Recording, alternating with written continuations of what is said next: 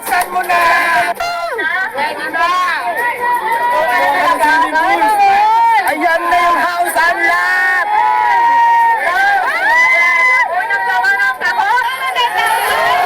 1 million!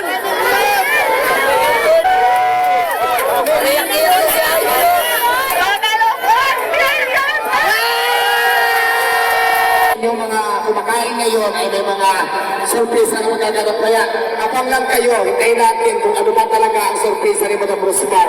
Kasi balita ko, marami daw siyang pasabog. Nakatakot, baka may dala siyang gasol, pasabog yan dito. Diwata umiyak nang makatanggap ng 1 million cash at home container mula kay Rosmar Khan. Matapos lumabas ang usap-usapan na nagbigay ng sasakyan ng mainit na kalaban ni Rosmar na si Miss Brenda ng Brilliant Team, ay hindi naman nagpatalo si Rosmar. Say ni Rosmar ang kanyang ibibigay kay Diwata ay siguradong makakapagpabago ng kanyang buhay. Bigyan lang po kami ng daan. Ito ba? Kaya bigyan nyo lang po kami ng daan. Wait lang po. Ayaw! Ayan. Ito. Electric water para hindi ka na magpapagas. Sa dalawang kahon ang bibili. Oh my God. Bakit ayaw mo nitong isa? Sure ka na, ito na muna.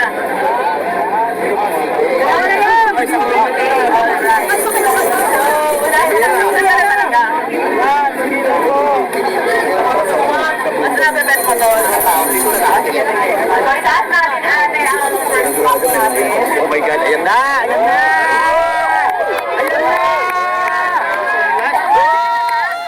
Pwede na! Ayan na yung house unlock! Unang gawa ng kahon! House unlock! Gawa ng kahon! Balong! Ayan! Ay! Sabi ko na nga! Wag! Sabi ko na nga ba? Sabi! Oh my God! House unlock! Para may Totoo talaga yan! Legit! Makikita ang pagpasok ng isang shipping container house na regalo ni Rosmar na magiging pahinaan ni Diwata. Ayon sa balitang natanggap ni Rosmar, ay nagpapahinga daw si Diwata sa kanyang sasakyan pag naka-duty ito sa kanyang pares, kaya ito ang kanyang naisip na ibigay. Hintay ng kanilang mga taga-suporta ang pagkikita ng dalawa at ang pasabog ni Rosmar. Umabot sa 5 millions worth of products at cash ang natanggap ni Diwata mula kay Rosmar. Lagyan ko na rin po yan ng aircon.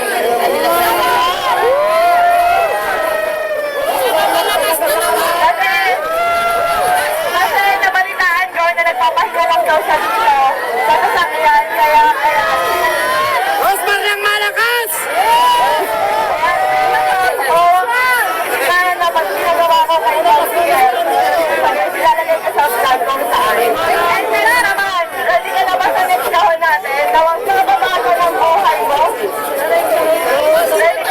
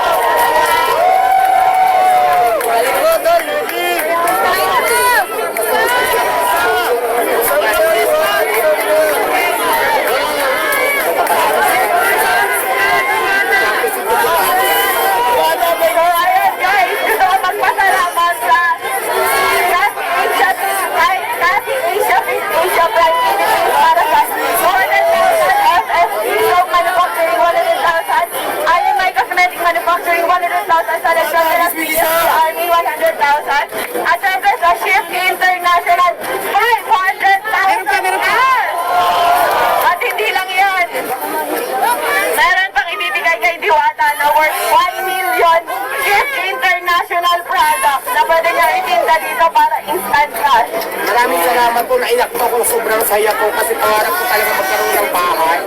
Tapos ang isang bahay, yung binigay mo madam, may pera pa. So maraming salamat po. Mababago na po talaga yung buhay mo. Thank you so much. Kaya ang sinasabi ko, kaya lagi ko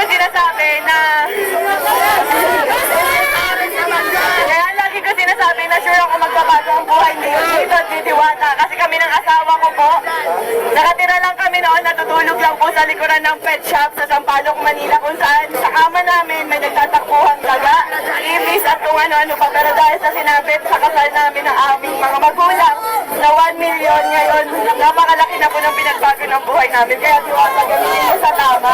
Yes, sir, maasahan niyo po na nasa natin ng tama. Gagamitin ko po sa pag-negosyo ko. Pwede, itatabi ko po yung pera. Simple po may gusto. Yes. Kasi alam nyo guys, sa pagpapare, sa totoo lang, aminado ako, gaya-gaya ako.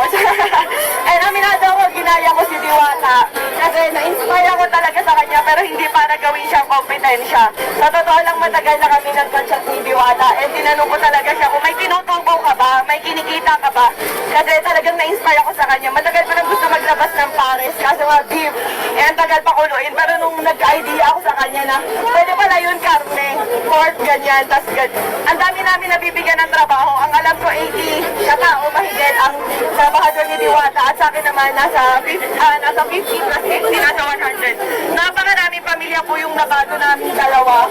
Pero sa totoo lang guys, sa pagpapares na yan, wala po kaming kinikita talaga.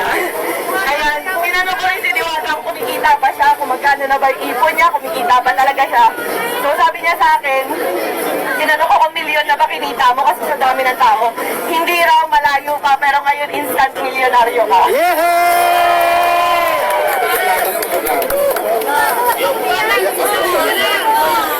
So ayan ang total mo halos ng mga sponsor natin kay Diwata at cash, lahat-lahat, nagkakahalaga lang po ng 5 million pesos.